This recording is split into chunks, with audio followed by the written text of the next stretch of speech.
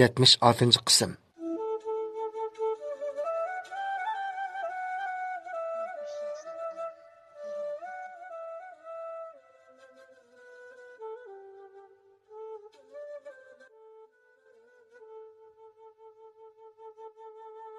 Narsa keraklarni yig'ishtirib, ketish uchun tayyorlik qilib, bu yerdan qiyalmagan holda, hech bo'lmasa Mehriya xonqiz bilan eng oxirgi qitim xo'shlashib, ko'rishvelish uchun ustungi qavatga Mehriya xonqizning hujrasiga mangan Ruqiya hada Mavluda xonimning hujrasining oldiga kelganda, hujra ichidan Mardan Boyvachchining Mavluda xonim bilan so'zlashgan gaplarini anglab, chiroylari tatargan, lavlarining qini qashgan holda dang qatib turibla qoldi.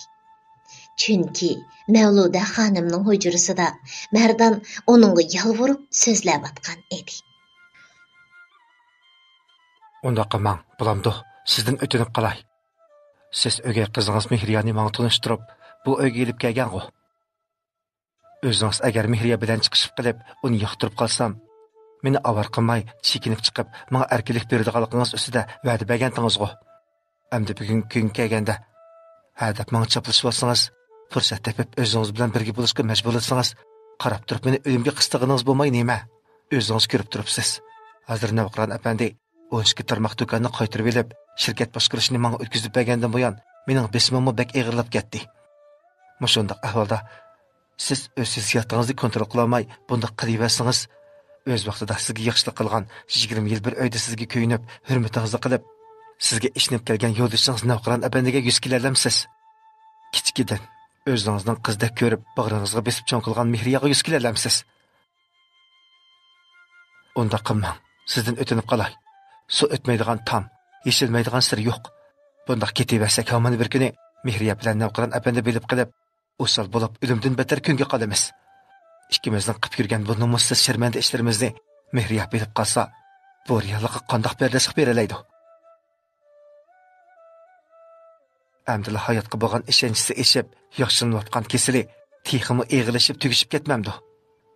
Navqiron apandi cho'tixi shuncha yildan beri beli yashab, yaxshi ko'rib, suyib kelgan ayolning o'zini aldab, ashinsi bilan davomli ko'rishib, ko'nglini ichib turish uchun bu uyga elib kelib, o'ziga kuyug'il qilib berganiga bardashlik beralamdi. Sizning ming qaydab qistanga bu uydagi xizmatkor ayollarni tatir qiynab, ko'ngliga azor berayotganligingizni bilib turibdiman. Ularda nima xatolik bor? Bechara Ruqiyada sizga ich og'ritib, ahvolingizni so'rab, necha yig'iz gap qilib qo'yganiga tillab og'zi burni bilan tang to'yg'izib yetdingiz. Shu chaqda arig'i tushay dedim.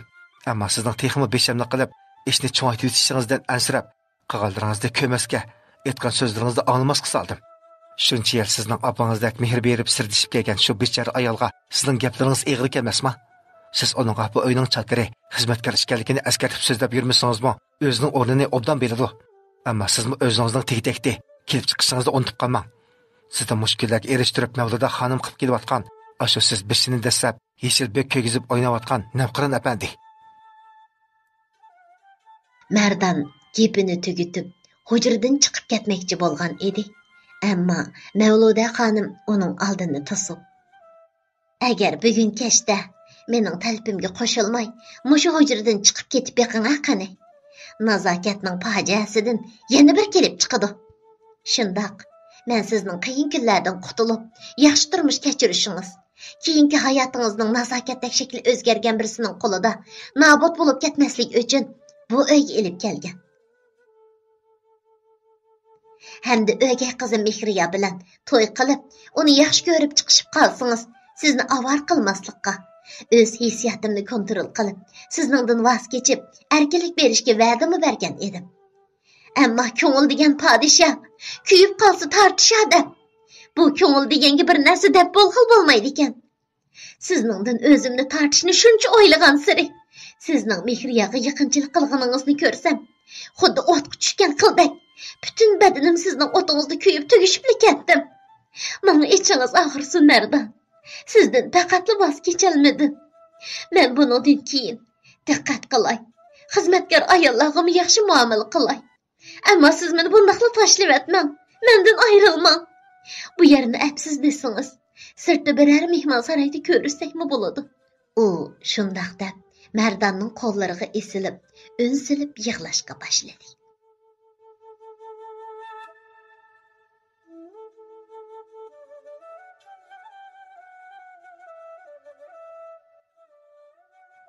Mərdan bolsa, özü şuncha gap qilsa, gap tushunmagan.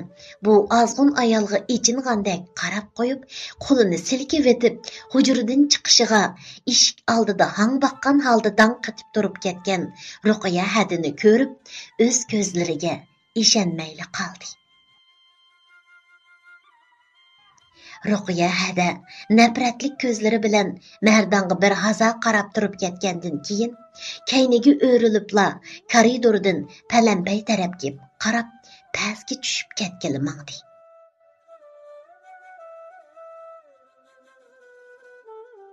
Bu vaqtda Mardonning orqadan qo'g'lab koridorga chiqqan Mavluda xonim Ruqiya hadini ko'rib, nima qilarini bilmay turib qolgan edi. Mardon Ruqiya hadining o'ziga qargan vaqtidagi nafratlik ko'zlaridan o'zini qochirib, yerga qarab olgan edi. Ruqiya hadining kayniga o'rilibla palampay tarafga mang'anni ko'rib, o'zining orqasidan qo'g'lab, hujrasining oldiga chiqqan Mavluda xonimga "Obdan bo'ldimi? Endi murodingga yetgansan? Paqangga qondingmi?" degandek sat aliyib qarab etgandan keyin o'zining hujrasiga, Mehriyaning yeniga kirib ketdi. Ruqiya hada bu reallikni faqatla qabul qila olmayotgan edi.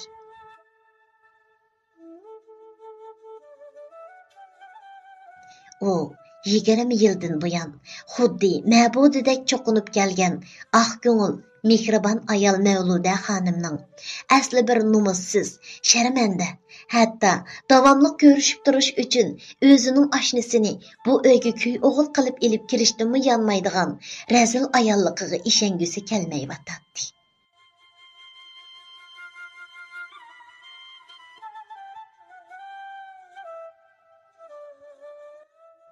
Chunki Ruqiya hada Mavluda xonimning o'gay qizi Mehriyani yaxshi ko'rganligidan, o'zi balaliq bo'lib qolsa, o'gay qizi Mehriyani yaxshi ko'rmay qolishidan ansirab, balaliqmi bo'lmaganligini bilgachga, Mavluda xonimni bakli isil ayol deb hurmatlaydi.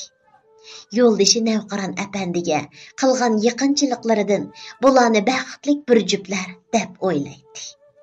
Endi qanday qilish kerak? Bu ishlarni Navqiron apandiga aytsinmi? Yo'q, undaq qilishga hargiz bo'lmaydi.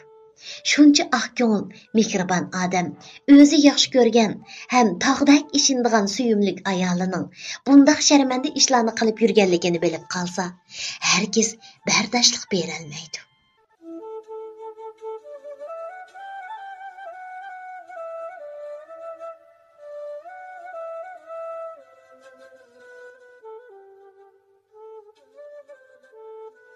Shundaqla kichigidan yetim qilib, o'gay onadan mehriga erishib cho'ng bo'lganda, bu kelishmaslik qatnash hodisasiga uchrab, xotirasini yo'qotib, endi bu o'gay apsi tunishtirgan er bilan to'y qilib, kesili yaxshilanishga mengayotgan bechora xon qiz bu reallikni qandoqmi qabul qila olasin? Bo'ldi bas. Bu nomussiz sharmanda ishlarni mush yerda to'xtatmasa, qat'iy bo'lmaydi. Shuning uchun hozir bu joydan ketsam bo'lmog'idek. Bu ishlarni to'sishim kerak, deganlarini o'yladi Ruqiya hada.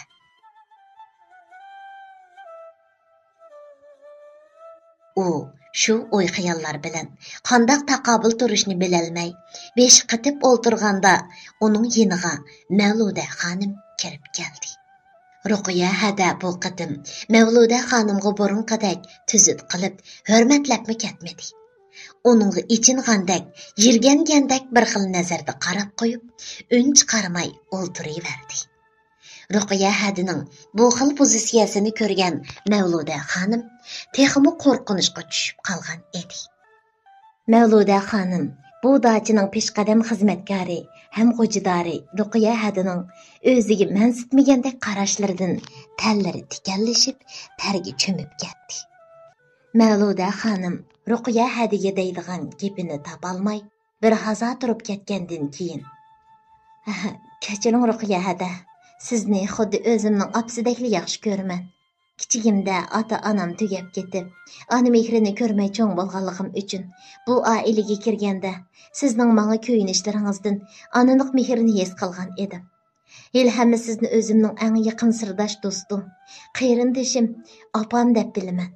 Shu kayfiyatim nachar bo'lgach, sizning menga yaxshi bo'lsin deb qilgan gaplaringizga sizga rahmat aytmoqda yo'q, bahli qattiq gap qilib, ko'nglingizga azor berib qo'ydim. Sizning ko'nglingizga azor berib qo'yib, o'zimning ko'ngli bir qancha kungacha xuddi xato do'riyab olgan odamdek beorom bo'libla kunni kesh qildim. Sizdan kechirim so'rayman hada. Sizni yaqin o'zimning opsidek ko'rib, erkalab qilib qo'ygan xato gaplarimni kechirib eting, dedi. Ammo Ruqiya hadining Mavluda xonimning yuziga qarg'udek murovati yo'q edi.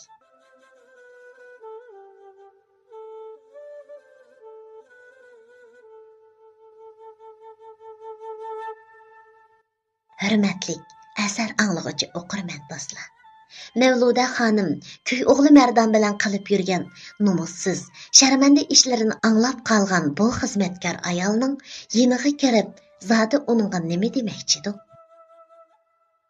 Ruqiya hada Mavluda xonim bilan Mardanning ashindorchilik munosabatiga qaysi usulda chaq qo'yishi mumkin?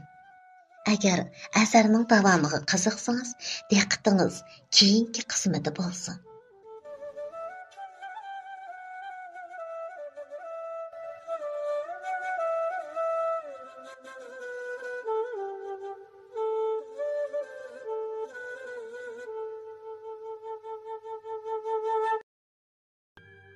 Yetmiş 7. qism.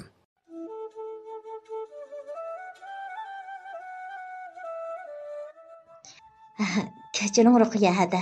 Sizni xuddi o'zimning opsidekli yaxshi ko'raman. Kichigimda ota-onam tugab ketib, ona mehrini ko'rmay cho'ng bo'lganligim uchun bu oilaga kirganda sizning menga ko'yinishlaringizdan onalik mehrini his qilgan edim. Ilhamni sizni o'zimning eng yaqin sirdosh do'stim, qarindishim, opam deb bilaman. Shu kayfiyatim nachar bo'lgach, sizning menga yaxshi bo'lsin deb qilgan gaplaringizga sizga rahmat aytmoqda yo'q, bahli qattiq gap qilib, ko'nglingizga azor berib qo'ydim. Sizning ko'nglingizga azor berib qo'yib, o'zimning ko'ngli bir qancha kungacha xuddi xato do'riyab olgan odamdek beorom bo'libla kunni kesh qildim. Sizdan kechirim so'rayman hada. Sizni yaqin o'zimning opsidek ko'rib, erkalab qilib qo'ygan xato gaplarimni kechirib eting, dedi. Ammo Ruqiya hadining Mavluda xonimning yuziga qarg'udek murovati yo'q edi.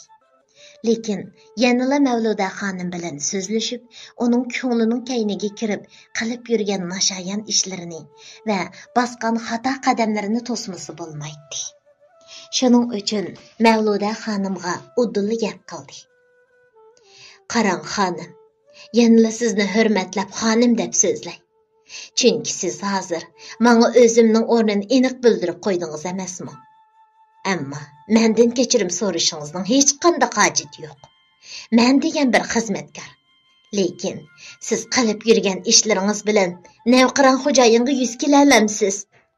Kichigidan o'zingiz arzulab beqib cho'ng qilgan shu bechora Mehriya xon qizga yuz kelalamsiz. Odam degan bundoq yuzsiz, tuzkor bo'lib ketsa bo'lmaydi. Ko'ngil degan hamma nimada bor. Hatto it eshakdimi ko'ngil bor. Ko'nglim bor debla, shuncha e'tiboringizni qilib cho'ng ko'radigan yo'ldoshingiz bor turuqliq. Boshqalar bilan oshna odash bo'lib, texi boshqa birisi emas. O'gay qizingizning yo'ldoshi ko'y o'g'lingiz bilan mushundaq sharmanda ishlan qilib yuriydiganga nomusmi qilmamsiz? Agarda bu ishlarni Navqiron apandi bilib qolsa, qandoq bo'lib ketdi? Uning yuragi sizning qilgan vafosizligingiz, osiyligingizga bardoshlik beralarmi? Mehriya xon qiz cho'tixi. U sizni shuncha hurmatlab, o'zimning opsi deb biladi. Mushu vaqtgacha Navqiron apandi sizning Mehriya xon qizning o'gay opsi ekanligingizni, uning opsining qatnash hodisida tugab ketganligini aytmagan bo'lg'achqa, bizmi sizning uningga o'gayligingizni yushirib kelgan edik. Sizmi uning ta'liga shuncha mehringizni berib, bag'ringizga besib cho'ng qilgan turuqliq, Aşınızını bu yerge elip gelip, onun bilen toy qılıp, mengi münasibetinizini üzmey yürüş üçün, muşundaq numussuz planını tüzüp, onu bu yerge elip gelgüçe, numus qılsınız bolmamdı. Aşu bicar kızınızını oylap koymadınız mı? Ha?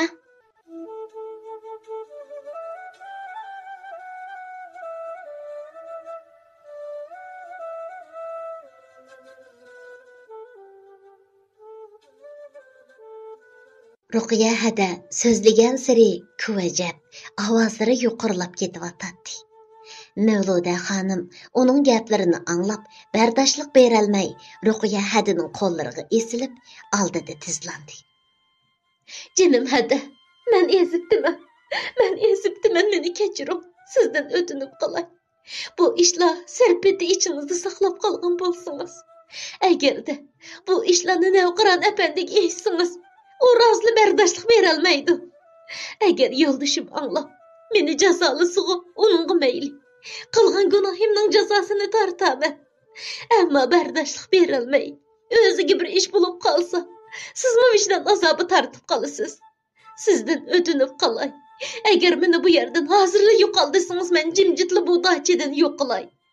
Ammo Mihriya xon qizning turmushiga ta'sir yetmagan bo'lsa, men Merdandan aloqamni butunlay uzaman. Uni hargizmi izlamayman. Agar Merdanni bu yerdan yo'qolsin desangiz, bechora Mihriya buningga bardoshlik berolmaydi. Sizningdan o'tinib qolay hadi. Mavluda xonim shundoq deb yum-yum yig'lab ketdi.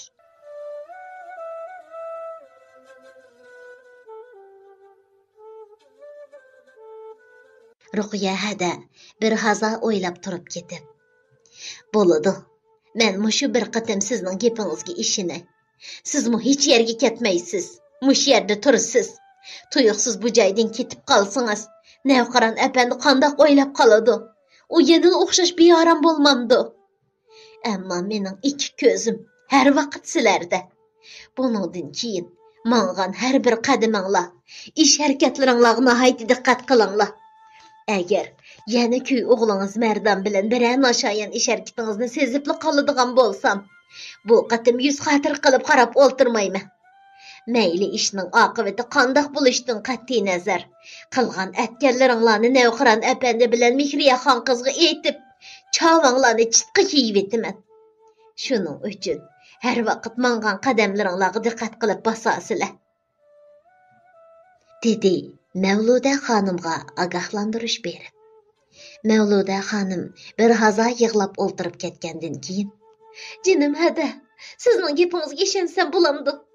Agar bizning qilib qo'ygan bu nomussiz sharmanda ishlarimizni Navqiron apandi bilan qizimiz Mihriyaga demaydigan bo'lsangiz, nima desangiz shuni qilaman. O'ldirsangizmi o'laman, yashadisangiz yashayman. Jinim hada, men rostila bek qattiq ezibdiman. Ko'ngilning kayniga kirib ketibdiman. U shundoq deb bir haza o'zining pushaymon qilganligini ifodalab, Ruqiya hadiga yolvorgandan keyin uning rasli yo'ldoshi Navqiron apandi bilan o'gay qizi Mihriyaga o'zining Merdan bilan qilib yurgan ishlarini aytmaydiganligiga ishonch hosil qilgandan keyinla asta uning yenidan chiqib ketdi.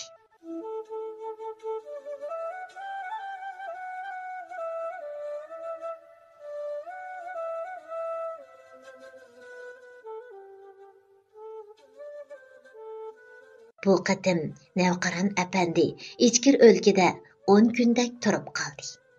Bu vaqtda Merdan xuddi o'zining soyisidimi o'rkigandek ko'pincha vaqtlarini do'konlarni charlash bilan shirkatda o'tkazatdi. Va uydagi vaqtidami ayoli Mihriyadan birdammi ayrilmaydi. Xizmatkorlar boshliqi Ruqiya hadi bilan o'chirishib qolsa, to'limi o'ng'aysiz holda onun yüzüge baş götürüp qarayolmaydi. Bunu az degandek, Ruqiya hada burunqidek akşamisi kechlik tamoqni berib bo'lgandan keyinla xizmatkorlar yotqiga chiqib yetib oladigan odatini o'zgartib, kech soat 10 bo'lganda dachining ichidagi chiroqlarni o'chirish bahonasida soat 10da bir qatim gullik bog'chilarni aylanib, chiroqlarni o'chirib atgandan keyin mehmonxona Öy, hatto ikkinchi qavatdagi yotoqlargacha bir quri tekshirib tushib ketadi. Odatda bu ishlarni Sherin qiladigan edi. Ammo Sherin bekli uyquchi bo'lib, kech soat 10 bo'lguncha uyqusi kelib aram bo'lib qoladi. Shunglashqa Ruqiya hadining buningdan keyin kashliki chiroqlarni men o'chirib, bir qurdachi ichini tekshiradigan ishni o'zim qilaman degan gapidan u qavatli xo'sh bo'lib ketgan edi. Ammo har doim o'zining atrofida ko'z quloq bo'lib yurgan Ruqiya hadini ko'rgan hamon Mavluda xonimning kayfi o'chadi. Chunki har qatim uni ko'rsa, o'zining Mardon bilan bo'lgan ishlarini qachon bir yo'ldishi Navqiron apandiga yoki o'gay qizi Mehriyaga deb qo'yar degan qo'rqinish uning ichiga kirib oladi. Mana shundoq Mavluda xonimning qo'rqinish ichida kunlarni o'tkazishi bilan yana bir hafta o'tib ketdi. Oxiri Navqiron apandimmo sodini bitirib qaytib keldi.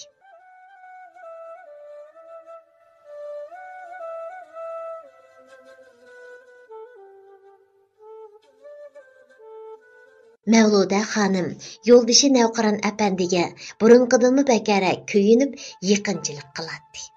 Uning qon besim dorilarini o'zi bir qo'lliq o'chiratdi.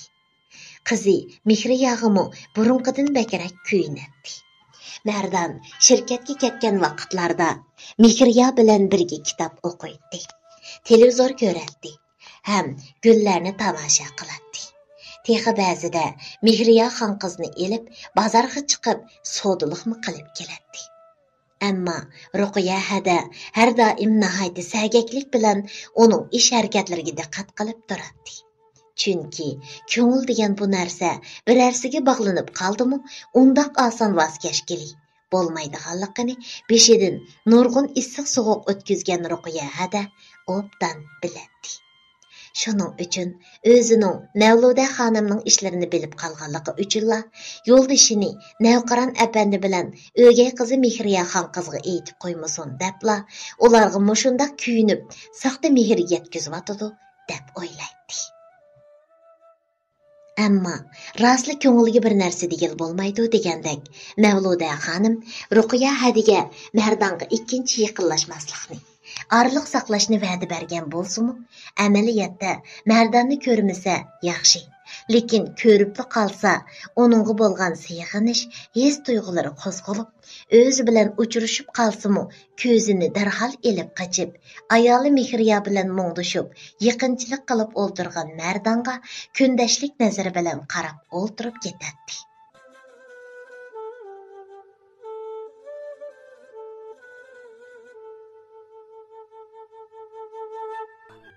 78. qism.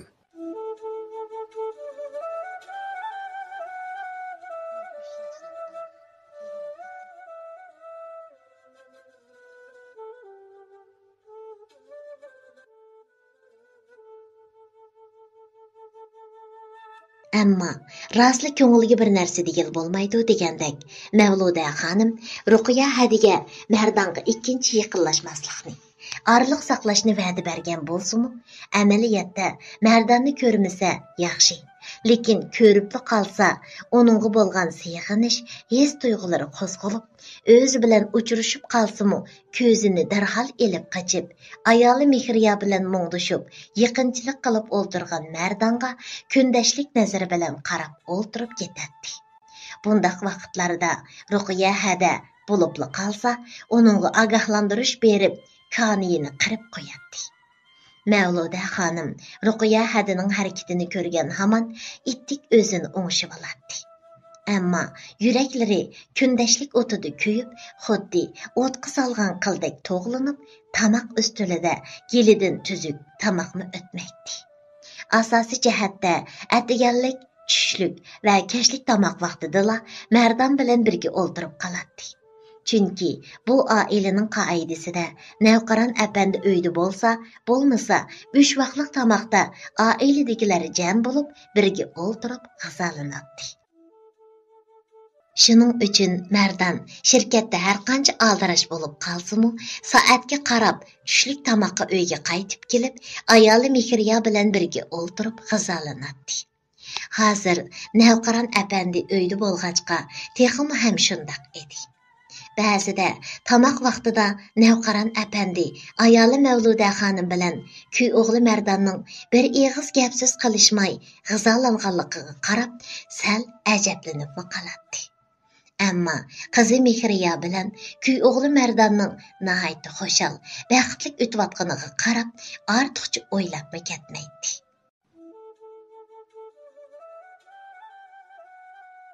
Hürmetlik əsər anlıqçı oqurman dostlar. Mardanning turmushi bilan mushuncha asralashib, endi diqqatimizni Saramning hozirgi turmushi va qizi Aliyaning oliy maktabdagi hayoti bilan tanishib baqaylik.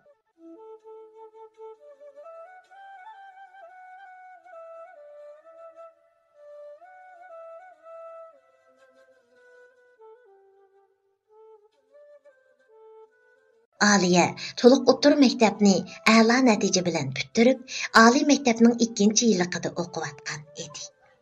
U opasi Saramning o'zlarini beqib, cho'ng qilish ham Aliyani o'qitib, oliy maktabda o'tkazish jarayonida nurg'un jafolarni tortib, mushu kunga kelganligini o'z ko'zi bilan ko'rib cho'ng bo'lgan bo'lg'achqa, endi o'zining cho'ng bo'lib, oliy maktabda o'qiyotgan vaqtidami opasiga eg'irchiligini silaverishni xohlamay, opasi Saramning ozroq bo'lsa-mu yukini yengillatib, o'zining chiqimini bo'lsa-mu o'zi ko'tarish uchun bir ish qilishni o'ylab yuradi.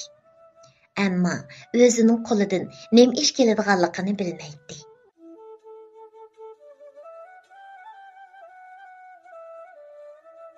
U bir kuni bu arzusini partidishi Gulpiyaga aytgan edi. Gulpiya bir haza o'ylab o'ltirib ketib, "Hay Aliya, unda xiyoling bo'lsa, biz shanba-yakshanba kunlari ba'zi aholilarning uylarini tozalab, pardalarini yuyib, uy ishlarini qilib bersak, ishni tugatganda bizga 100 yuandan ba'zi cho'ngroq uylarning tozaligini qilsak, 150 yuandan ish haqi beradi. Bo'lmasa, shanba-yakshanba aram kuni biz bilan birga ashundaq ishlarni qilamsan-ya. Ammo sen maktab yotiqida yotmay, uyingdan qatnab keladigan bo'lg'achqa, atisi ulgurib kelib bo'lolmasliging mumkin. Biz bakil atigan mangimiz. Bo'lsa, sen maktabning yotig'ida yotsang bo'lmamdi?" dedi.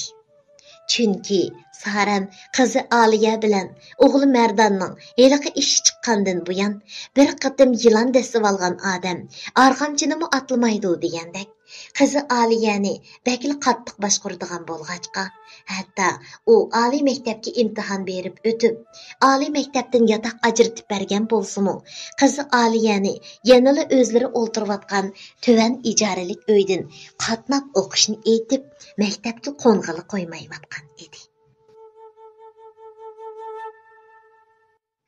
Aliya partidishi Gulpiyaning gapini anglab, ular bilan birga uy tozalab, boshqalarning ish kuchlarini qilib bergili berishni shuncha xohlagan bo'lsa-mu, ammo opasi Saramning "Siz degan o'quvchi, tirishib yaxshi o'qisangiz bo'ldi.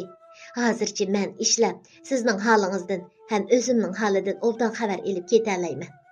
Mening arzuyim sizning ishlab pul tepishingiz emas, yaxshi o'qib, a'lo natija bilan oliy maktabni bitirib, ixtisosli odam bo'lib, yaxshi bir o'ringa ishga tushishingizni, kelgusi turmushingizni baxtli, xo'shal-xo'ram o'tkazishingizni ko'rish" deb qo'shilmaydiganligini obdan biladi. Shuning uchun opasi Saramga "Apa, sizning gapingizga kirib, maktabning yotiqida yotmay, uyga qaytib kelib, maktabning kashlik muzokaraga qatnashmaganligim uchun sinf mas'uli bakli xafa bo'ldi. Mening bu natijam yaxshi. O'z oldimga topshiriq ishlab, kashlik muzokaraga qatnashmasammi, natijalarim yaxshi bo'lib mangdi. Ammo o'qituvchimning aytishicha, maktabning yotiqida yetib, kashlik muzokaraga qatnashsam, darslarda natijasi sal tuvanroq bo'lgan boshqa saboqdoshlarimga yordam qilishim qulaylik bo'ladi ekan. Odam o'zini o'ylamasligi, o'zining biladiganlarini boshqalarga yordam qilib, tushuntirib qo'yish kerak ekan. Muallim meni shaxsiyatchi deb bekli tanqidlab ketdi. Agar siz ma'qul desangiz, men boshqa saboqdoshlarimga o'xshash maktabning yotiqida yetib, kashlik muzokaraga qatnashib o'qisam, hafta oralig'ida uyga kelsam bo'ladi-ku. Biror ish bo'lsa, maktabning yotiqida telefon bo'lgandikin, telefon ursangiz qulaylik-ku. Savaqdaşlarımның arasida ailesi va o'ltiraq uyi mushu shaharda o'ltiradigan savaqdaşlarimmi xeyli ko'p. Ularmi maktab yotiqida yetib o'qiyotidi. Agar ma'qul ko'rsangiz, men maktabning yotiqida yetib o'qigan bo'lsam, dedi. Qizi Aliyaning gapini anglagan Saram turib o'ylanib qoldi. Chunki buningdan bir hafta ilgari qizining mas'ul o'qituvchisi Ibora muallim Saramga telefon qilib, qizi Aliyaning natijalarining bekli yaxshiligini, sinfda ba'zi darsda nachar o'quvchilarga yordam qilib kelayotganligini, bo'lsa qizining maktab yotiqida yetib, kashlik muzokaraga qatnashib, saboqdoshlarning topshiriqlarini ishlashiga yetakchilik qilishini aytgan edi.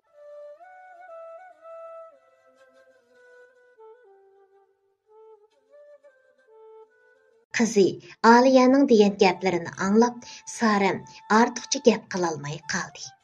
Ammo qizi Aliyaga: "Jinim bolam, maktab yotiqida yetib o'qisingizmi mayli. Ammo esingizda bo'lsin, har bir bosgan qadamingizni o'ylab besing. Hargiz ko'ngilning keyniga kirib qolmang. Aldirab birarsiga ko'ngil berib, muhabbatlashib qolmang. Oldi bilan maktab bitirib, biror kasbni tutib, kasbda o'tiq qazining. Onundan keyin sizga muhabbatlashadigan fursatlar ko'p. Shuning uchun mening orzuimni, umidimni yerda qo'ymang", dedi onunga askartib. Aliya opasiga ma'qullik berib: "Siz xotirjam bo'ling, jinim opa. Kichikligimda ahmoqlik qilib besib qo'ygan xato qadamim bilan tug'ilib o'sgan o'z yurtimizda tura olmay, bechora bovam, momamni yolg'iz tashlab, siz bilan bu yurtlarda sarson bo'lib yuryapmiz. Ilm va ta'limimizga partiya hukumatimiz bizga atadorchilik qilib, yaxshi niyatli kishilarning yordami bilan bu shahardami o'zlashib ketyapmiz. Ham sizning jafoliq amgikingiz badaliga men tirishib o'qib, oliy maktabga o'tib oldim. Shuning uchun jinim opa, har bir bosgan qadamimda sizning menga qilgan gaplaringiz quloq tubimda jaranglab turdi. Mendan xotirjam bo'ling, bo'lamdi", dedi. Aliya shu kundan boshlab maktab yotiqida yetib qopib o'qishga boshladi. Shanba yakshanba kunlari uyga qaytib kelib, opasiga hamroh bo'lib, opasi Saram ertasi saharda ishga minishi hamon uydan chiqib, saboqdoshlari bilan ko'rishib, oila mulozimatiga yurib ketadi.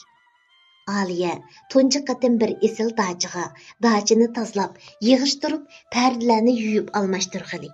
Yana ikki saboqdoshi bilan borgan edi. Ammo bu cho'ng dachining ishini tugatkichilik herib, bagli charchab ketdi.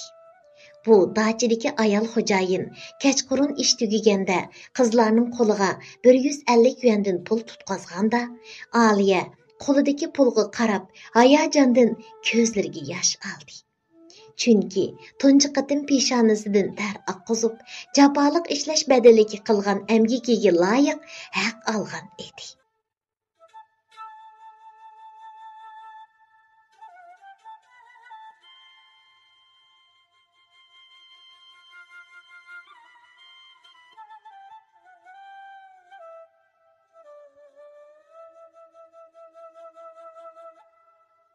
Hörmətlik əsər anlıqçı oqurman dostlar. Aliya o'zining tirishchanligiga tirishib, oliy maktabda natijalari yaxshi o'qigandan sirt, shanba yakshanba dam elish kunlari oila mulozimati bilan shug'ullanib, o'zining har xil material pullarini o'zi jamlab, o'qish orliqida sirtda ishlab pul tepib, yomon o'ginib qolami? Bu bechora qizning keyingi turmushi qandoq bo'lib ketadi? Asarning davomiga qiziqsangiz, diqqatingiz keyingi qismida bo'lsin.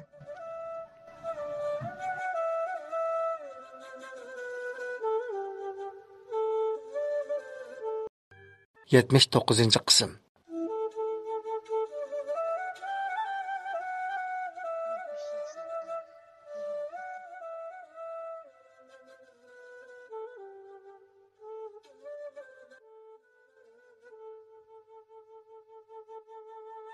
Ammo bu cho'ng dachining ishini tugatkichilik axshimisi kech qilib, Saram ishdan tushib uyga qaytib kelganda, Aliya uyda yo'q bo'lganligi uchun uningdan ansirab, bakla titib bo'lib ketgan edi.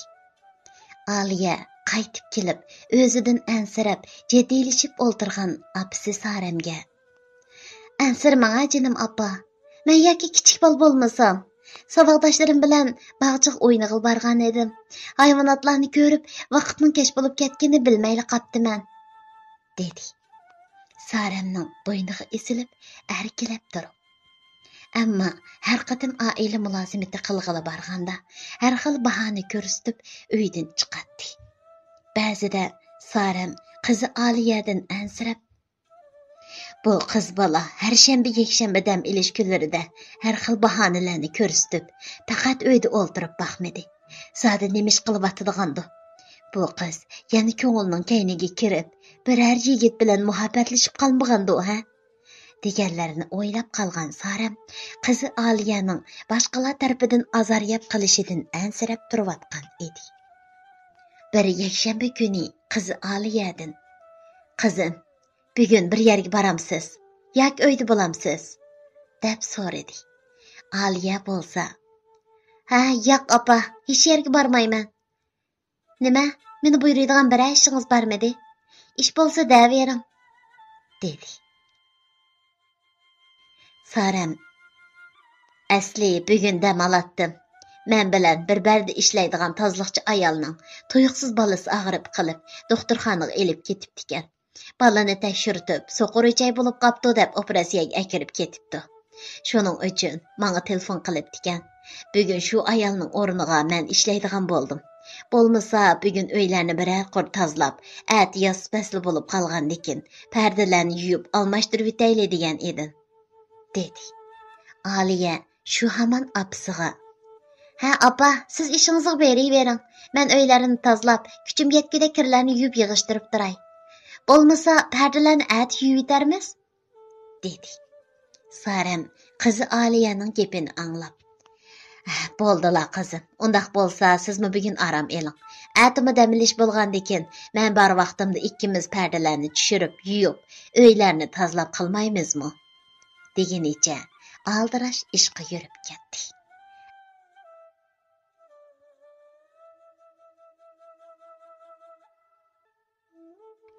Ammo Sarem doktorxonaga borgan vaqtida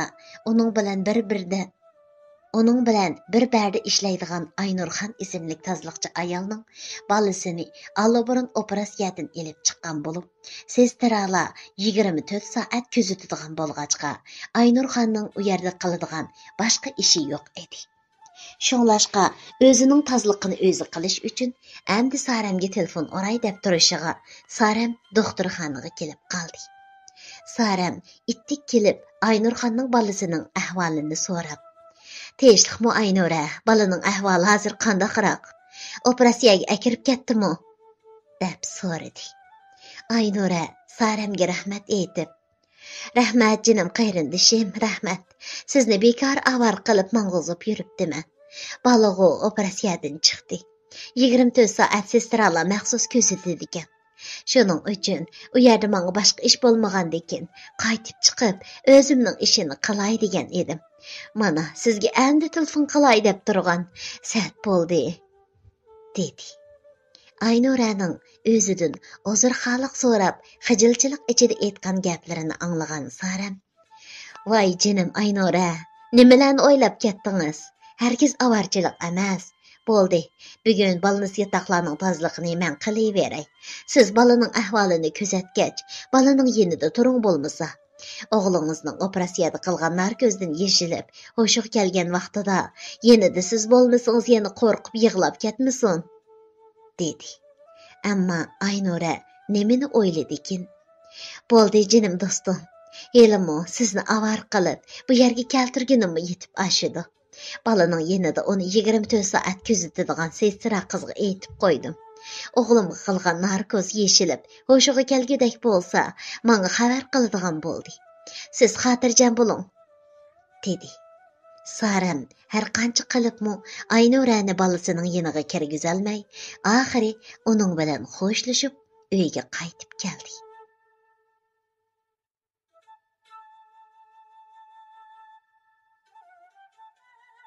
Ammo Sarəm əndi ahalilər darvazası aldığı kelgəndə, qızı Aliye'nin aldıraş darvazadan çıxıb, özünü körməylə yanğı burulup, çoğun yoldan ötüp ketivatqanlığını görüp qaldı da.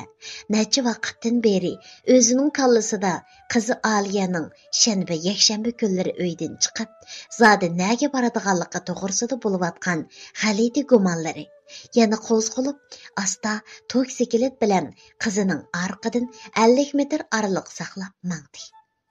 Bu vaqtda qizi Aliye udul ko'cha avtobus bekitiga berib, avtobus saqlab turadi. Sarəm Aliyega to'ydirmasdan onunga yaqinlab keldi.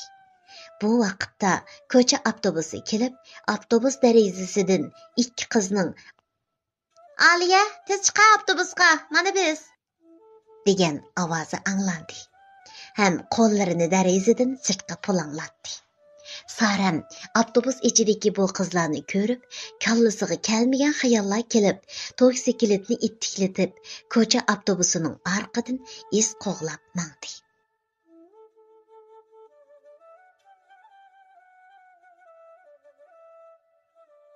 Ular taxminan 4 bekat manganda avtobusdan tushib, o'z ara nemidir bir narsalarni deyishgach, oldi tarafdagi bir aholilar o'ltiraq rayoniga kirib ketdi. Sarəm asli xiyolida bu qizlarni birer ko'ngil ichish markaziga berib, o'ynaydigan bo'ldi deb o'ylab qolgan edi. Ammo tuyuqsiz qizlarning bir aholilar o'ltiraq rayoniga kirib ketayotganligini ko'rib, kallasida har xil gadirmach xayollar bilan beshi yerilib ketadigandek og'rib ketdi. U sal saqlab turib, qizi Aliye va uning ikki saboqdishi bir o'ltiraq binoga kirib ketgandan keyin asta toksikilitni binoning oldiga to'xtatib, ularning orqadan iz besib, bino ichiga kirdi. Sarəm qizi Aliye va uning saboqdoshlari palampay bilan binoning ustiga chiqib, 6-qavatga kelganda eshik qo'ng'iroqini besib, eshik ochilgandan keyin ularning bir ayol bilan nihoyatda qizg'in salomlashib, eshik yopilganligini bilib, texmi gangirab qolgan holda 5-qavatda hangviqib turib qoldi.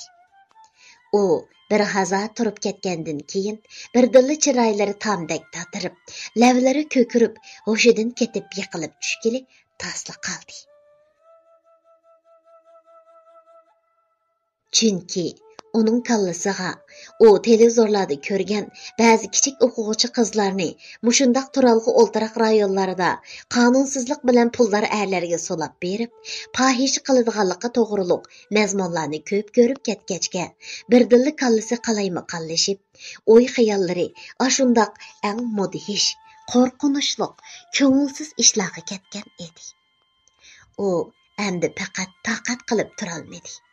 Sarəm nihoyatda jiddiylashgan holda aldirash 6-qavatga chiqib, bayili qizi Aliye bilan saboqdoshlari kirib ketgan uyning eshigini kuchab urishga boshladi. Tuyuqsiz eshigining kuchab urishlaridan cho'chib ketgan uy egasi ayol aldirash kelib eshikni ochgan edi. Sarəm o'qdak etilib uy ichiga kirib, "Aliye, jinim qizim, qanisan? Aliye, men sana nima degan? Mening sana qilgan nasihatlarim nerede qoldi?" U shundoq degancha uy ichidan Aliyeni izlayotgan edi. Ammo amdila derazaning pardalarini tushirib, kir alg'oq silish uchun ilib mangan Gulpiya Aliyening opsi Sarəmni ko'rib, hang-tang baqqanidan joyida turibla qoldi. Bu vaqtda Aliye tozalik uyida o'birini to'nining ichidagi siyriq dog'larni chiqarish uchun cho'tki bilan yuvayotgan edi. Sarəm qizlarning qilayotgan ish harakatlarini ko'rib, hayron bo'lgan holda aldirash qizi Aliyeni izlab, uylarga birma-bir kirib, uni chaqirib atadi.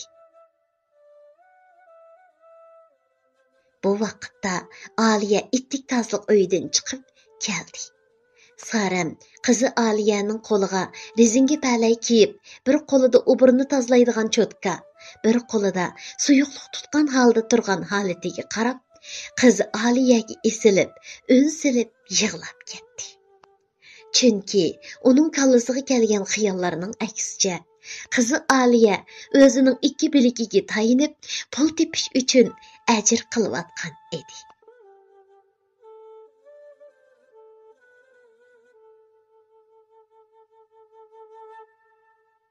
Canım kızım, mening güzel melikam. Nemishki bundaq qilasiz? Men sizning xarajatingizni o'kisib qo'ydimmi? Yoki o'qish materiallaringizga pul bermagan yerim bormi? Nemishki bunga yolg'on aytib, shanba yakshanba kunlari bundaq ishlarni qilib yurasiz? Pul lozim bo'lsa men esingizda bo'lmamdi qizim. Kechiring qizim, kechiring.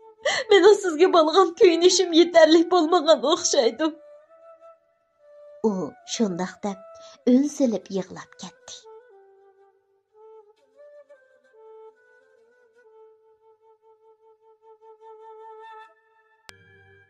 Sekseninci qism.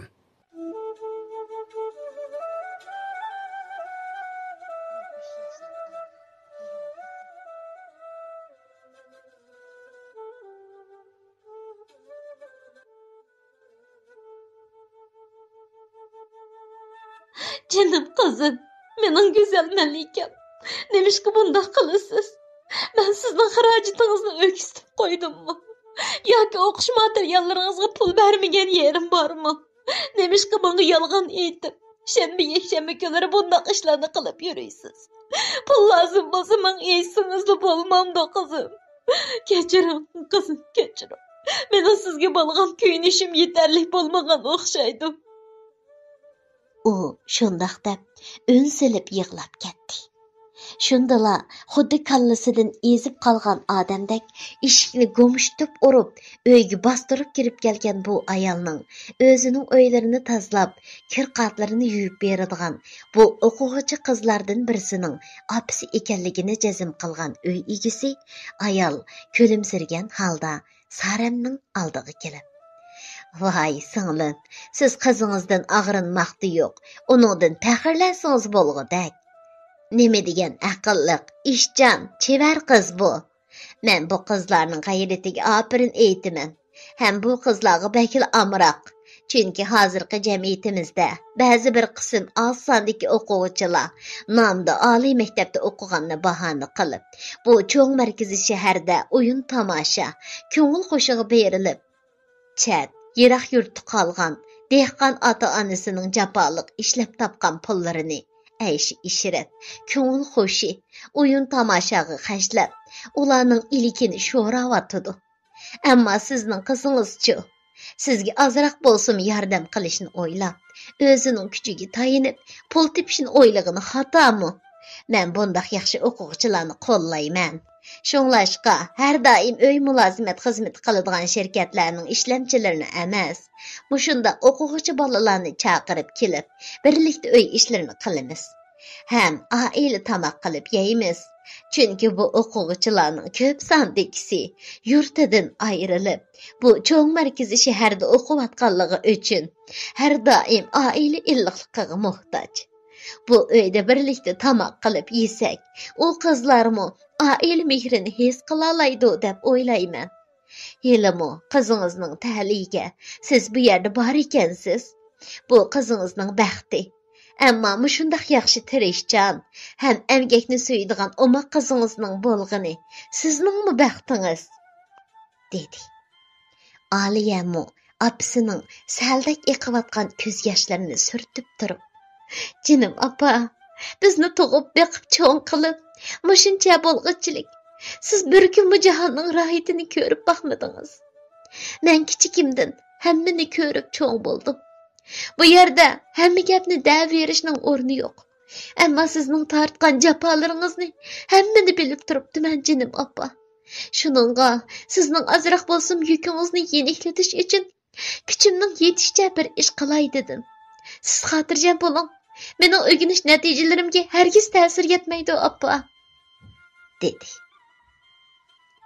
Ammo Sarem qizi Aliyaning o'z kuchiga tayinib, azroq bo'lsa-mu pul tepib, o'zining chiqimini ko'tarib mangdiganligini anglab, uningdan suyungan bo'lsa-mu, lekin qizining boshqalarning o'birnalarini tozalab yurganiga ich achchiq bo'lib, faqat idisidan o'tmagan edi. U ichida "Men 5 yildan buyon doktorxonaning balnis yataqlari, o'birnalarining ichini tozalab, başqalarının poq suydukini erig'dab 5 yilni o'tkazdim. Mening shuncha jafo tortib ishlashim, bolalarimni mendek jafo kunda qolmasligi uchun yaxshi o'qib, bilim egallab, ixtisosliq odam bo'lishini ko'rish edi. Ammo qizim endi 20 yoshga kirib turibla, bundaq boshqalarning o'birnalarini tozalab yursa, mendan boshqalarning poq suydukini erig'dash bolalarimga udum bo'lib qolmasin yana. Deganlarni o'ylab, qizi Aliyaning shuningdan keyin boshqalarning uyiga berib, oila mulozimati qilib pul tepishiga qo'shilmagan edi. Ammo Aliya opasining kunda 8 soat doktorxonada balnis yataqlarini tozalab, peshonasidan qora tarlar to'kilib, herib, aram bo'lib keladiganligini bilgachga, boshqacha usulda pul tepishni o'yladi. Hamda bu xiyolini partidishi Gulpiyaga aytdi. "Qanday qilsam bo'lar Gulpiya? Apam bu cho'ng shaharning doktorxonasida kasallarning yataqlarini tozalab ishlaydigan bo'lg'achqa, mening bundaq oila mulozimati xizmatini qilishimga qo'shilmayotidi. Ammo opamning kunda herib charchab kelganini ko'rsam, faqatla bardoshlik berolmayotman. Endi burunqidek shanba yakshanba kun uydan ayrilib chiqolmayman. Lekin yana bir amal qilib, opamning yukini yeniklatgim bor edi", dedi. Bu vaqtda Gulpiya birdan o'ylanib o'ltirib ketib, "Hay, Aliya, bunda qilayli bo'lmasa, sen har qaysi fan darslarda natijang yaxshi bo'lgandikin, to'liq o'tirg'i imtihon beradigan, to'liqsiz o'tir maktabning o'quvchi bolalarga soatlik oila o'qituvchisi bo'lsang qandoq? Bundaq bo'lganda, shanba yakshanba kuni oila mulozimat ishini qilaman deb, xalqlarning uylariga berib, tozlik qilib, opangni xap qilibmi yurmaysan? Opang bilan birga bo'la olaysan. Oila o'qituvchisi bo'ladigan vaqtingni darsdan tushib, shu o'quvchining oilasiga berib, 2 soat uning darslarni takror qilishiga, ham topshiriqlarni ishlashiga yordam qilsangmi bo'ladi. Sening qanday bo'lgadak?" dedi. Ammo Aliya partidishi Gulpiyaning gapiga piqildab kulib, "O'z kuchimga tayinib, ishlab pul topqim bor edi desam, sen meni ahmoq qilib chekivatamsan? Men-g'u shundoq yaxshi ish bo'lsa jon deb qilatdim. Ammo to'liq o'tir maktabga imtihon beradigan o'quvchilarga oila o'qituvchisi bo'ladigan bundaq yaxshi ishni nadin topaman?" dedi umidsizlik bilan. Ammo Gulpiya do'stining gapiga xafa bo'lib, "Rostli sen quduqning ichidagi paq ekansan-jimu? Maktabga kelib, o'qib, maktabdan chiqib, beshingni sangiltib, udul uyingga qaytmay, beshingni ko'tarib, atrofga mundaq bir qarab mangmamsan? Maktabning atrofiga chaplangan e'lon qog'ozlarining orasida ko'pinchisi mushundaq darslarda nachar bolalarga oila o'qituvchi taklif qilib, chaplagan e'lonlar. Jamiyatdagi kishilar oliy maktabda o'qiyotgan o'quvchilarning iqtisodda qiynalganligini obdan biladi. Shuning uchun bolalarining natijasining yuqori ko'tarilishini o'ylab, soatlik oila o'qituvchisi taklif qiladi, o'qdingmi? Agar sen ma'qul desang, ikkimiz birlikda ashu xil oila o'qituvchisi taklif qiladigan e'lonlarni ko'rib, telefon urib, aloqalashib ko'rib boqayli. Sana munosib kelgudek bo'lsa, kunda darsdan tushganda 2 soat u oilaga berib, oila o'qituvchisi bo'lib dars o'tib bersan. Shanba yakshanba kuni aramingni ilib uyingga qaytib, opang bilan birga bo'lasan. Buningda kavobmi ko'ymaydi, zixmi ko'ymaydi. Opangmi sening oila o'qituvchisi bo'lib pul tepayotganingni uqmaydi. Ashu topgan pulingga hozir kundan kun ko'payib ketayotgan qo'shimcha materiallarni setib olsang, opangning yukimi yeniklamamdi, dedi. Aliya savaqdishi Gulpiyaning gapini anglab, sal ikkilinib, "Qandoq bo'la?" degancha turib qoldi. Uning ikkilinib qolganligini ko'rgan Gulpiya: "Hey, ahmoq qiz, qandoq bo'ladi? Toza obdan bo'ladi. Men burunli shundoq qilishni o'ylagan edim, ammo o'zing bilasan, har soatlik o'tilgan darslarga yetisholmay, sening soyangda oroli kul ilinayotgan tursam, yuqori o'rlab o'qiydigan bolalarga oila o'qituvchisi bo'lgudek saviya menda nima ish qilsin? Maydamga so'qib o'ttirg'i chiqib qolganim bilan davomlashtirib ketolmay, o'sal bo'lib qoldigan gap shu. Shuningga yanil ashu o'zimning ikki biligiga tayinib, shanba yakshanba kuni qiladigan oila mulozimatchilik ishini qilib, qo'limdan kelmaydigan ishga esilmay, qisib o'ltiribdiman. Mening sendek zehnim ochiq, darslarda natijam yuqori bo'ladigan bo'lsa, bir emas, birga birini qatmay, 2-3 o'quvchiga oila o'qituvchisi bo'lgan bo'lardim, dedi qash ko'zini o'ynatib turib Gulpiya. Aliya partidishi Gulpiyaning oila o'qituvchisi bo'lish degan bu so'ziga xil obdalla qiziqib qolgan edi. Chunki Aliyaning opasi Saram qizining o'ziga o'xshash boshqalarning uylarini, o'burnilarini tozalab, po'q suydigini eriqdab o'tishini xohlamganligi uchun uning oila mulozimat ishini qilishiga qo'shilmagan edi. Şoňlaşqa bu Gülpiyaning aytgan so'zi Aliyaga yaqdak yaqqan bo'lib, Gülpiya bilan Aliya o'zlari deyishib olgani bo'yicha darsdan tushibla maktab oldiga chiqib, maktab darvozasining ikki tarafidagi qo'rshav tomlarga chaplangan e'lonlarni birma-bir ko'rib, telefon nomerlarini xotirasiga yozib olgandan keyin maktab darvozasining yon tarafidagi do'konga kirib, ommaviy telefondan telefon urishga boshladi.